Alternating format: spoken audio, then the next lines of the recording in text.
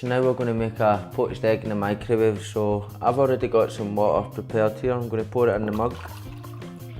I'm going to add a wee pinch of vinegar, a bit of pepper, a bit more salt, it's up to yourselves. And basically all I'm going to do now is I'm going to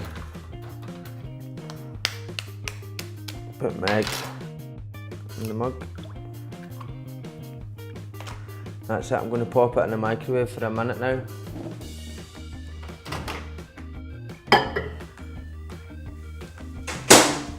That's our poached egg ready now. And I like everything with a wee bit of toast, so I'm going to put my poached egg in a bit of toast.